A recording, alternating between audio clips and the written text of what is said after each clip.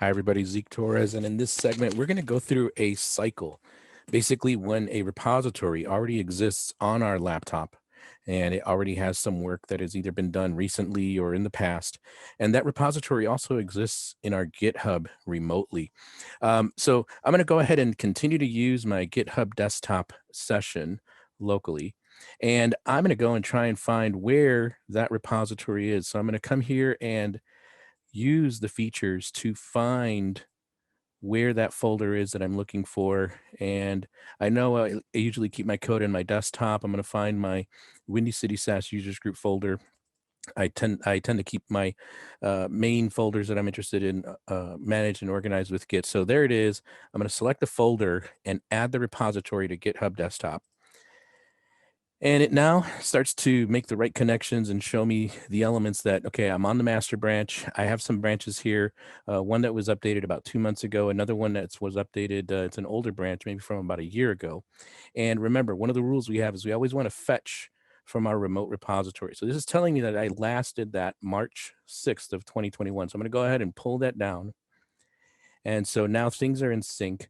I would like to find out what I've done recently or what was going on, what I was thinking of. So I'm going to look at the history and I'm going to see that I added some notes to this.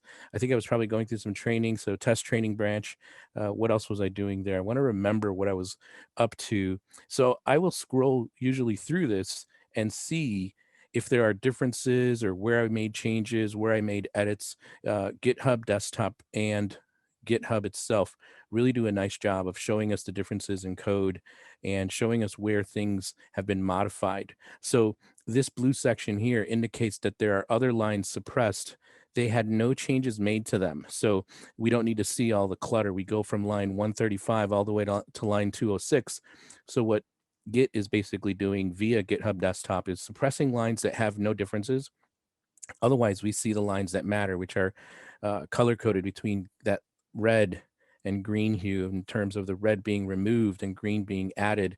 And so you can see that I can even use Git to manage images that are part of the website or other objects that are part of the folder layout. So let's go back and see. I want to go into the Explorer navigation window and see where my code is at. Take a look at what I need to change or what updates I need to make. So I'm going to go ahead and find a file that needs updating, and that would be our HTML file. I'm going to go ahead and open it up with Notepad, and I'm going to update this to include a small change. And where is that? I'll add that, and I'm going to save that. That was all I needed to do today. And now if I close my window, that change pops up in my GitHub Desktop. I'm going to go ahead and commit that. I'm going to make a message that this was done.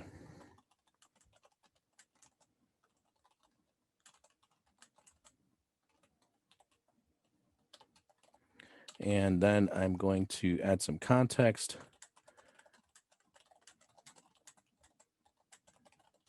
And I'm going to go ahead and commit that. Remember, commit is basically saving that change on our local image. Now we want to push that to our remote image. So I'm going to go ahead and push that up. And I'm going to go ahead and fetch again. And I'd like to stop right there and kind of highlight why this was a mistake, why this was something that I did wrong. I started off by saying I was doing a few things that are following our rules, but I don't know if you, the viewer, noticed where I went wrong. And the mistake that I made, or the error or rule that I violated, was that I was working right on the master branch. I failed to actually create a new branch so that I can make that work happen, save the commit, and then apply it via a pull request to the master branch. It's basically a violation of the rule to protect our branch with the pull request process. So I didn't get that option to actually make that change. And if we go ahead and look on the remote repository, what we'll see is that the changes there, the process of the commit and the actual documentation of it exist. Let's find it.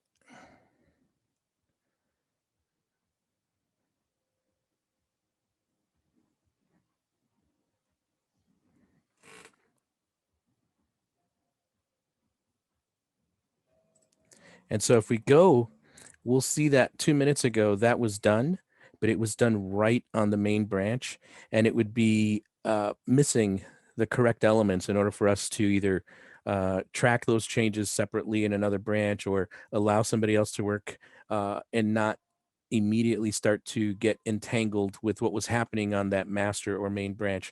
So it was basically an example of how easily that tends to happen to me a lot, how easily I start to work on a branch that I didn't intend to work on. And I can't stress enough that that's something we want to avoid doing. We want to make sure we're working off of a branch that would be considered development, test, something that we're evaluating or trying. So never work directly off the main branch or master branch. Never work directly off a branch that is meant to be a team related branch or something that would isn't just under our own domain. So here's the right way that I should have done it is I would have gone ahead and fetched everything the way I did. From the master branch, I would have created a new branch. That new branch would have been called ZT update to the index. I would create that branch. With that branch, now I have the option to publish that branch, but I haven't done anything yet to it. So I'm going to go ahead and open up that Explorer, and I'm going to go ahead and open up that index HTML. And in this scenario, you'll notice that the image from the main already included that exclamation point. I'm going to remove it. I'm going to save it. And after that, I'm going to go back to my GitHub desktop. Now you'll see that the opposite is there, right? The exclamation is there in red. It's green for removing. I'm basically going to indicate that I am cleaning up from a bad change to main master, showing how easy it is to make a mistake. Now, it's probably a little bit excessive for me to go ahead and clean it up in this scenario, but I want to show what the actual process is of creating the branch, doing it correctly for that sake. But I'm going to go ahead and publish the branch. Now I should see the choice to actually create the pull request. So let's go ahead and do that. And so my window now changes here where I can, on GitHub, where I can actually create and finish the pull request. So again, in our pull request process, I could assign reviewers, I could assign assignees. And so I'm going to create it. We know what this is about. We know what this concerns. And I'm going to go ahead and merge the pull request to the main branch.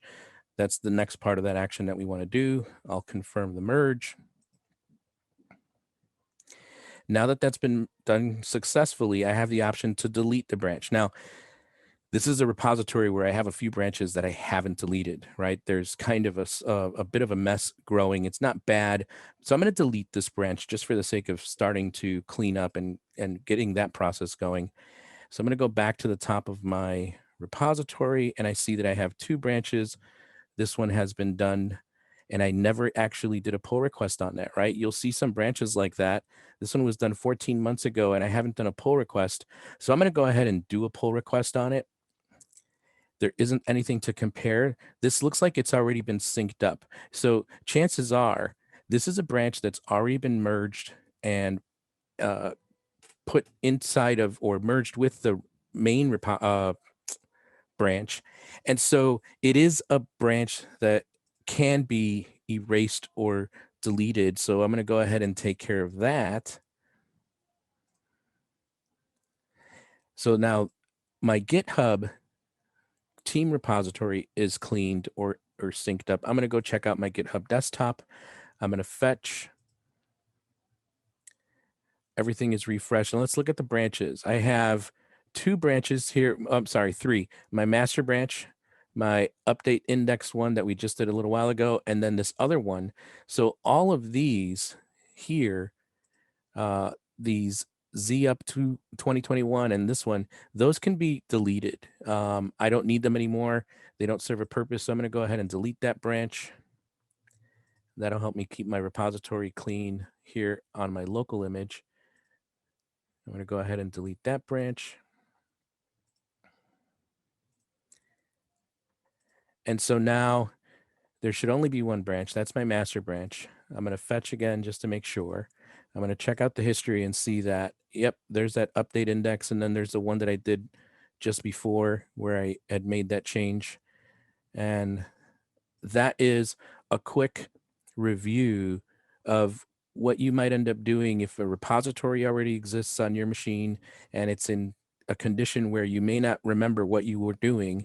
You need to make some edits, and then it already exists on GitHub, and so you have some changes there as well that you might need to sync up. That's one quick example of something that you'll find quite regularly, something that we'll encounter on a daily basis if we're working on multiple projects. So I hope that helps you. The next example, or another example that I'll have regarding a full cycle of work, is where we actually create an entirely new repository where we have code and folders that exist, and we need to just initiate a repository and start to work and do a few steps to include or exclude certain files and go through that. So I hope that'll be helpful for everybody as well. Thanks.